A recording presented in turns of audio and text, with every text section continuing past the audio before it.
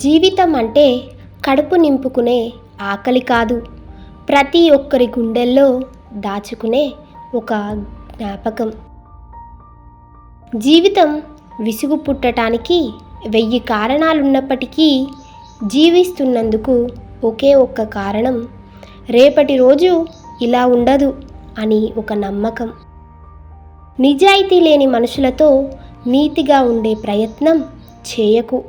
ఎందుకంటే నీతి లేని మనుషులు నిన్ను నీతి తక్కువ మనిషిగా సమాజానికి చూపిస్తారు. జాగ్రత్త. పంటే కాదు, కొందరికి పాపం కూడా పండుతుంది. కొన్నాళ్ళు ఎదురు చూడాలి అంతే. పంటను రైతు పండిస్తే పాపాన్ని దేవుడు పండిస్తాడు. కష్టంలో సాయం చేసేవాడు సామాన్యుడైన దేవుడి కంటే గొప్పవాడు. మనం చెయ్యి కడిగిన ఇంటిని, మనకు చెయ్యందించిన మనిషిని మనం మన జీవితకాలం మర్చిపోకూడదు. నటించే వాళ్ళకి, మోసం చేసే వాళ్ళకి, స్వార్థపరులకి ఏ ఫీలింగ్స్, ఏ ఎమోషన్స్ ఉండవు. వాళ్ళకి అవసరం ఉంటే వాడుకుంటారు, అవసరం తీరగానే వదిలేస్తారు.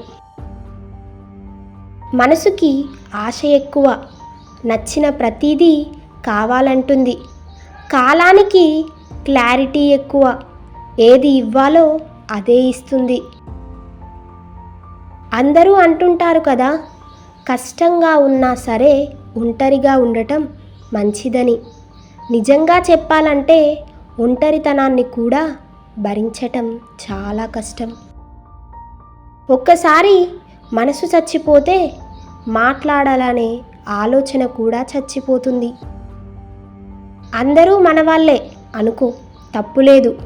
కానీ అందరూ మనలాంటి మనసు కలిగి ఉంటారు అనుకోవటం పెద్ద తప్పు.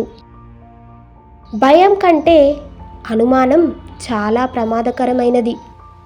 ఉన్నదానితో సర్దుకుపోవటం నేర్చుకుంటే జీవితం ఎప్పుడూ ఆనందంగానే ఉంటుంది.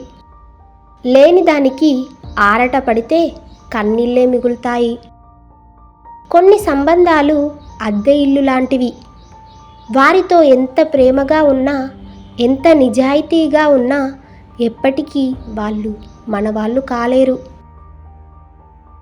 ఒక మగవాడు మనస్ఫూర్తిగా ప్రేమిస్తే చిన్న పిల్లాళ్ళ ప్రవర్తిస్తాడు.